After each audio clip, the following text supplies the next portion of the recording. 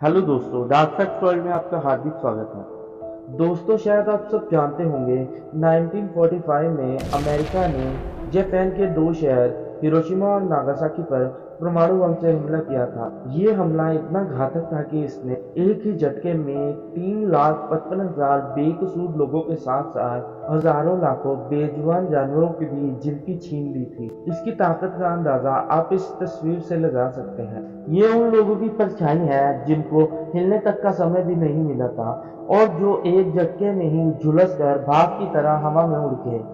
पर आज मैं आपको रशिया में घटी ऐसी घटना के बारे में बताऊंगा जो कि हिरोशिमा परमाणु हमले से भी 1000 गुना ज्यादा बड़ी थी। इसके बारे में जानने के लिए पूरा वीडियो देखना, वीडियो स्किप मत करना क्योंकि वीडियो बहुत इंटरेस्टिंग होने वाला है। तो चलिए शुरू करते हैं। 1908 30 जून के करीब किसी साधारण दिन की तरह ही सुबह होती है। लोग अपने अपने काम में बिजी थे। उसी वक्त लोगों को साइबेरिया के आकाश में एक बहुत बड़ा आग का गोला दिखाई देता है जो कि 72,000 किलोमीटर प्रति घंटे की रफ्तार से धरती की तरफ आ रहा था और इससे इतनी रोशनी उत्पन्न हो रही थी कि लोगों को देखने में भी परेशानी हो रही थी और उसमें इतनी हीट और एनर्जी थी कि अगर वो किसी पॉपुलेटेड एरिया में गिरता तो यकीन मानिए इतिहास का सबसे बड़ा डिजास्टर साबित होता, क्योंकि ये आज तक के सबसे बड़े न्यूक्लियर अटैक यानी हिरोशिमा न्यूक्लियर इंसिडेंट से भी 1000 गुना ज्यादा तबाही मचा सकता था, क्योंकि ये परमाणु बम की तुलना में 1000 गुना ज्यादा खतरनाक था। इसकी शक्ति का अंदाजा आप इस बात से लगा सकते हैं कि रशिया से इंग्लैंड की दूरी 5,610 किलोमीटर की है। इतनी दूरी के बावजूद भी इस दुर्घटना को इंग्लैंड तक फीड किया गया था। अगर उस दिन ये उल्का पिंड किसी भी इंसानी आबादी वाले क्षेत्र में गिरता तो शायद ये रूस का इतिहास बदल के रख देता। और यकीन मानिए ये उल्का पिंड लाखों नहीं बल्कि करोड़ों जाने लेने की क्षमता रखता था, जिसमें जीव जंतु भी शामिल हैं। बस आप ये मान लीजिए कि उस दिन रशिया भाग्यशाली था तो उस दिन वो उल्का पिंड तंगुस्का नदी के आसपास धरती को छूने से पहले 6 मील ऊपर ऐसे जमीनी क्षेत्रफल में ब्लास्ट हो जाता है जहां पर इंसानी आबादी मौजूद ही नहीं थी। इस उल्कापिंड के 6 मील धरती से ऊपर फटने का कारण था बहुत ज्यादा आग और घर्षण, क्योंकि जैसे कि हमने आपको बताया ये उल्कापिंड धरती की तरफ 72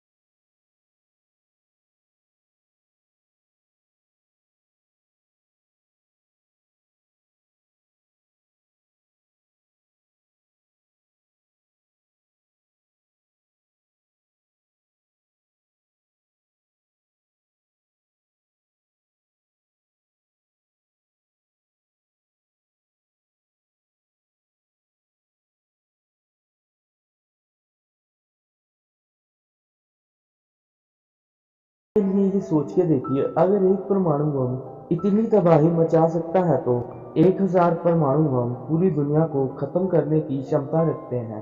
तो ये सब तो होगी घटनाओं की जानकारी। तो आइए देखते हैं इस घटना के बाद क्या हुआ। दोस्तों घटना के बाद साइंटिस्ट घटनास्थल की परिस्थितियों का जायजा लेने के लिए पहुंचे तो ये हैरानी की बात थी कि साइंटिस्ट को वहां पर उल्कापिंड का एक छोटा सा टुकड़ा भी नहीं मिला और सबूतों के अभाव के कारण साइंटिस्ट ने ये निष्कर्ष निकाला कि उस दिन जो ब्लास्ट हुआ था वो एक उल्कापिंड के कारण नहीं बल्कि एक धूमकेतु के कारण हुआ था। दोस्तों एक धूमकेतु तीन चीजों से बनता है जो कि है रॉक, सॉलिड गैसेस और डस्ट। इन तीन चीजों के मिश्रण से ही एक धूमकेतु तैयार होता है और ये हमारे सौरमंडल के अंत में अपने ऑर्बिट में सूरज का गोल चक्कर काटता रहता है।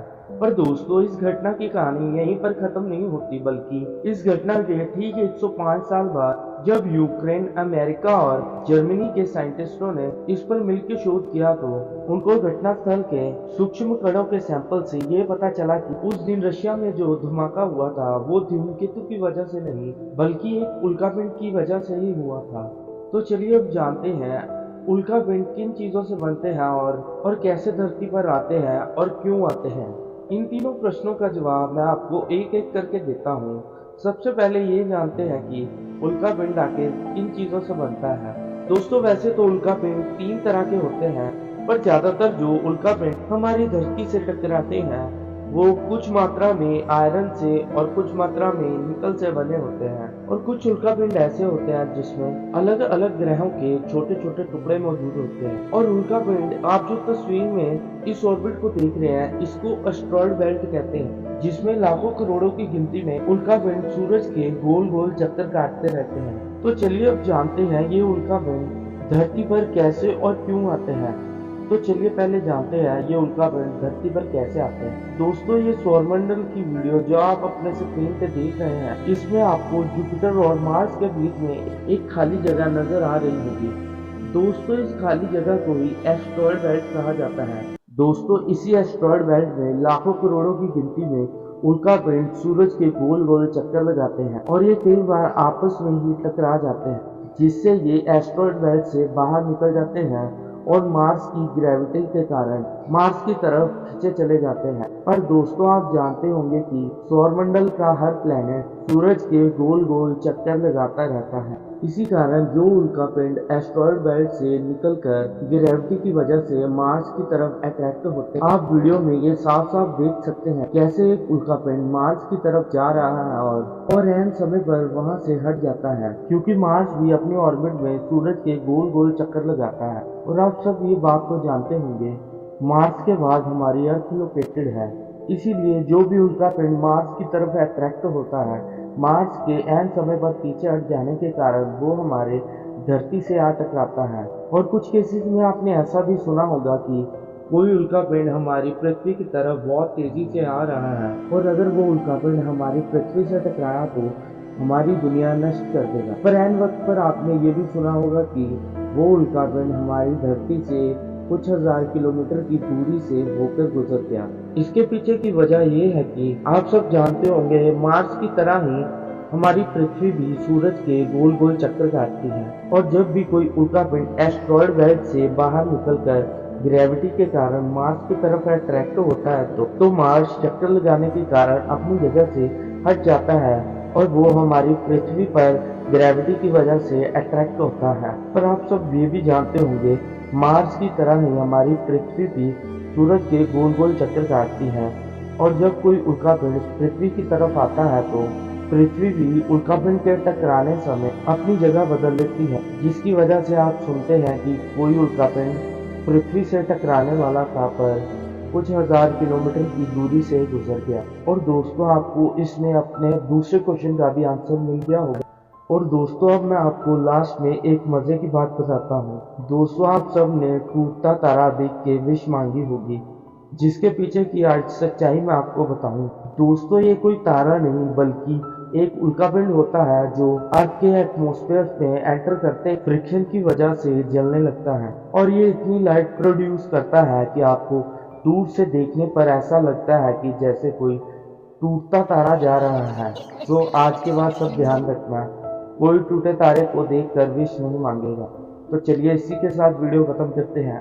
अगर आपको वीडियो पसंद आई तो प्लीज़ इस वीडियो को लाइक करो और कमेंट्स में आप ये भी बता सकते हैं कि आप अगला वीडियो किस टॉपिक पर देखना चाहोगे। दोस्तों प्लीज देखकर फीडबैक जरूर दिया करें, चाहे आपको वीडियो अच्छी लगे या गंदी, आप कमेंट्स में बिल्कुल लिख सकते हैं। और प्लीज हमारे चैनल को भी सब्सक्राइब कर लेना, क्योंकि 90% व्यूअर्स वीडियो को देखकर चले जाते हैं और ना ही उसे लाइक करते हैं, ना उस पर कमेंट करते हैं और ना ही वीडियो शेयर करते हैं। और चैनल सब्सक्राइब करना तो बड़े दूर की बात है।